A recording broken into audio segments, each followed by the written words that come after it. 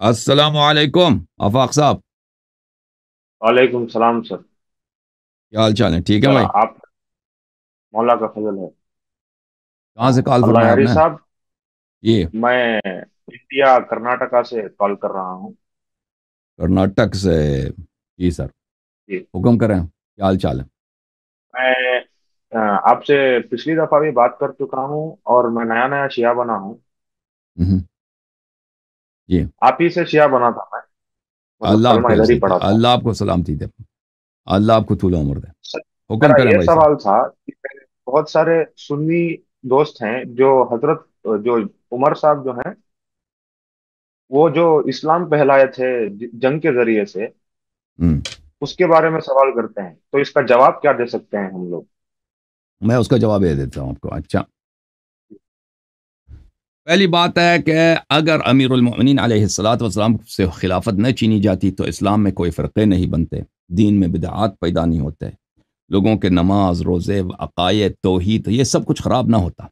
قرآن کے علوم اور قرآن کے اصلی صورت میں ترتیب نزول کے ساتھ جس طرح رسول اللہ صلی اللہ علیہ وسلم پہ نازل ہوئی، اس سے امت محروم نہ ہوتی. تو ابو بکر عمر نے جو کچھ کیا نا، انہوں نے سب کچھ امت سے چھین لیا اور اسلام کا ایک ڈسٹورٹڈ ورژن لوگوں کو دیا. وہ اسلام اگر آج اس کو نافذ کریں تو کیا بن جاتا ہے؟ طالبان بن جاتا ہے، داعش بن جاتا ہے. طالبان اور داعش انہوں نے یہ نہیں کیا تک انہوں نے اسلام سے منحرف ہو کے انہوں نے قوانین وضع کیے تھے، کچھ کام کیے تھے. انہوں نے اسلام جو جماعت عمریہ کے اسلام ہے اس کو نافذ کرنے کی کوشش کی ہے. اس کو نافذ کیا تو کیا بنا؟ ایک ڈراؤنا خواب، ایک نائٹ میئر بنا افغانستان کے لوگوں کے لیے اور آپ کے سیریا اور شام اور عراق کے لوگوں کے لیے اور پوری دنیا کے لیے. یا کیا توحش ہے؟ یہی توحش جو آج داعش کر رہی ہے، یہی توحش ابو بکر عمر کر رہے تھے اپنے زمانے میں. ریپ کرو، لوگوں کے مال اٹھاؤ وغیرہ، لوگوں کو ذبح کرو، قتل کرو اسلام کے نام پر، اور یہ اپنی حکومت پھیلانے کے فکر میں تھے. لیکن ہم اس بحث کو چھوڑتے ہیں، اس بحث کو چھوڑتے ہیں. وہ اپنی جگہ دیکھیں، انہوں نے خود ان کے ہاں ایک قاعدہ ہے کہ اللہ تعالیٰ کافر کے ذریعے دین کی تائید کرتا ہے، دین کی تقویت کرتا ہے. دیکھیں یہاں یہ بخاری ہے، چاپ دار احیاء تراث العربی ہے، سنہ 2001 میں چھپی ہے. یہاں پر ایک باب ہے کتاب الجہاد والسیر میں. یہ باب ملاحظہ فرمائیے میرے محترم ناظرین، بخاری کی ہے. یہاں پر حدیث نمبر ہے 3062، ان اللہ یؤید الرجل بالرجل الفاجر. اللہ تعالیٰ اس دین کی تائید کرتا ہے رجل فاجر کے ذریعے. رجل فاجر یعنی فاسق، اور یہاں پہ فاجر سے مراد کافر ہے. یہاں سے رجل فاجر سے مراد کافر ہے، میں آپ کو بتا دوں گا.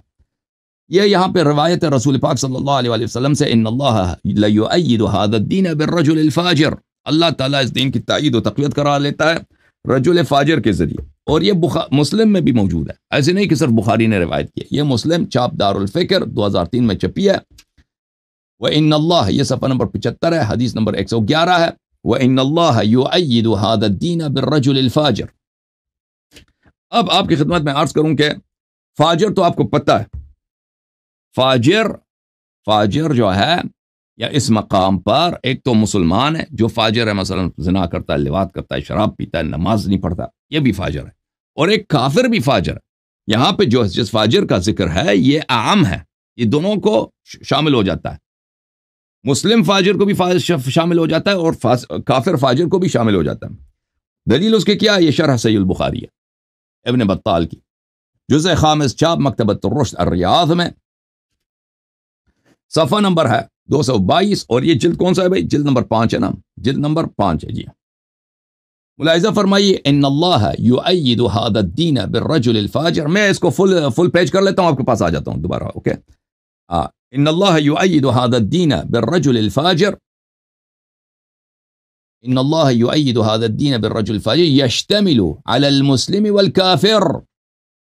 مسلم اور کافر دونوں کا. فاجر سے مراد مسلمان بھی ہے، کافر بھی. ٹھیک ہے نا؟ یہ کتاب فتح الباری بشرح سقیم البخاری جزء 8 چاپ دار الفکر، کتاب چھپی ہے دار الفکر بیروت میں سنہ 2007 میں. ملاحظہ فرمائی، یہ روایت ہے ان اللہ یؤید الدین بالرجل الفاجر، اس کی شرح میں حافظ ابن حجر فرماتے ہیں صفحہ نمبر 193، ملاحظہ فرمائیے، والذی یظہر ان المراد بالفاجر اعم، کہتا جو ظاہر ہے، جو واضح ہے کہ مراد فاجر سے مراد اعم من ان یکون کافرا او فاسقا، فاجر سے مراد کافر بھی ہے اور مسلم فاسق بھی ہے، دونوں ہو سکتے ہیں۔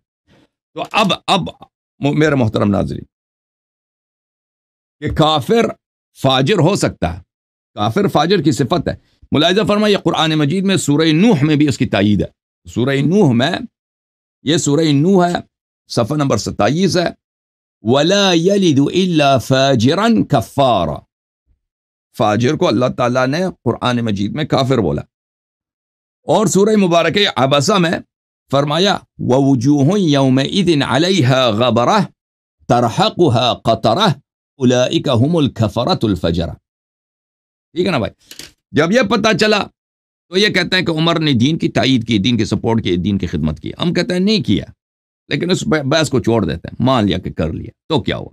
جب تم خود کہتے ہو کہ فاجر فاسق کافر بھی اس دین کی تائید اللہ ان سے تائید کرا لیتا ہے، تو اگر عمر نے یہ کیا ہے، وہی کچھ کیا ہے، تو اس سے اس کا اسلام ثابت نہیں ہوتا، اس سے اس کی عدالت ثابت نہیں ہوتی، اس سے اس کا اچھا ہونا، خلیفہ ہونا، امام ہونا، برحق ہونا کچھ بھی ثابت نہیں ہوتا، ٹھیک ہے نا؟ یہ اس کا جواب ہے، ٹھیک ہے نا میرے بھائی؟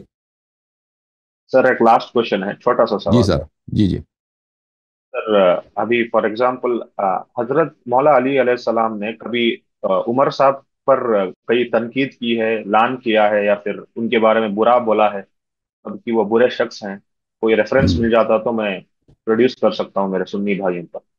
میں بہت محنت کرتا ہوں سر، میں ہمیشہ سنی کتابوں سے ان کو دلیل پیش کرتا ہوں، تو اور میں میرے ہمیشہ اسپیچز کو آپ کیوں نہیں اللہ دیکھتے نا؟ میرے اسپیچز کو اگر آپ دیکھتے تو میں بار بار اس کا جواب دے چکا ہوں۔ میں تو ابھی تم 2-3 منتھ سے محنت اسٹارٹ کیا کرتے ہے ہیں، سر۔ سب سے بہترین سورس کہاں ہے؟ آپ بتاؤ، اس کا سب سے بہترین سورس کہاں بالکل، ہے؟ آپ مجھے بتاؤ۔ آپ کے پاس ہے، ہاں آپ کے پاس ہے۔ ہاں، تو میں سوال کا میں نے کئی دفعہ جواب دیا، ابھی جو آپ پچھلے ہفتے اس نے کال کیا تھا نا، ایک مولوی تھا عباد الرحمان، رمضان کے ایک پہلی تاریخ یا 2 تاریخ کو اس نے کال کیا تھا، اس کے آخر میں نے یہ اس کے سامنے لایا تھا کہ دیکھو یہ صحیح مسلم ہے، اس صحیح مسلم میں امیر المؤمنین علیہ الصلوۃ والسلام عمر کے پاس ہیں، اور عمر کہتے ہیں کہ آپ مجھے اور ابو بکر کو کاذب اور آثم اور غادر اور خائن، ہمیں جھوٹا، ہمیں گنہگار اور ہمیں غدار اور خائن سمجھتے ہیں، ٹھیک ہے نا؟ آپ اس اسپیچ کو دیکھ لیں، وہاں پہ آپ کو نظر آ جائے گا۔ اوکے، تھینک یو، صحیح ہے اپنا بھائی؟ تھینک یو سر، اوکے جناب، تھینک یو سو مچ سلامت سر۔ رہو۔ اوکے، میں ایک بار پھر اس کو دکھا لیتا ہوں تاکہ آپ لوگوں کو نظر آ جائے، یہ کتاب ہے صحیح مسلم۔ صحیح مسلم کے متعلق مسلم ابن حجاج فرماتے ہیں کہ اس میں سب احادیث اجماعی ہیں، سب احادیث کیا ہیں؟ اجماعی ہیں۔ یہ کتاب ہے میرے عزیزو، صحیح مسلم، صحیح مسلم صحیح مسلم عزیزو، شاپ دار الفکر، کتاب چھپی ہے سنہ 2010 میں دار الفکر بیروت میں، یہاں پہ صفحہ نمبر 201 میں ملاحظہ فرمائیے، کہتے ہیں کہ مسلم سے پوچھا کہ فلانا حدیث صحیح ہے، قال هو عندي صحیح، اس نے کہا کہ یہ حدیث میرے نزدیک صحیح ہے۔ مسلم سے پوچھا لما لم تضعه ها هنا، تم نے یہ حدیث تیرے پاس صحیح ہے، اس کو اپنے اس کتاب میں صحیح مسلم میں تم نے اس کے حدیث کو کیوں درج نہیں کیا؟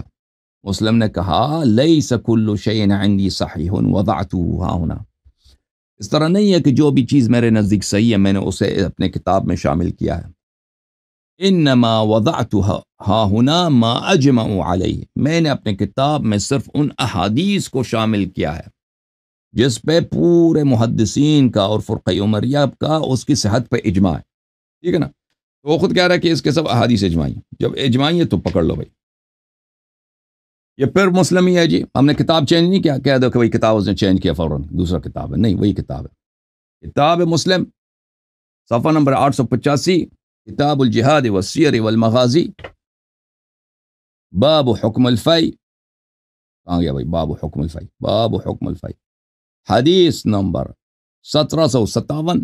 یہ حدیث لمبی ہے، اگلے صفحے میں آ جاتا ہے بھائی. یہاں پر یہ ہے، ابو بکر نے کہا قال رسول اللہ صلی اللہ علیہ وآلہ ما نورث ما ترکنا صدقہ فرأیتماہ کاذبا آثما غادرا خائنا. ابو بکر نے جب یہ کہا تھا تو یا علی تیرا یہی نظریہ تھا، تیری رائے یہی تھی کہ ابو بکر جھوٹا ہے، ابو بکر فاسق ہے، ابو بکر غدار ہے، اور ابو بکر خائن ہے، کاذب جھوٹا، آثم فاسق یعنی گناہکار، غادر غدر کرنے والا، غدار، خائن خیانت کرنے والا. اور میرے متعلق بھی یہی نظریہ ہے تو آپ دونوں کا.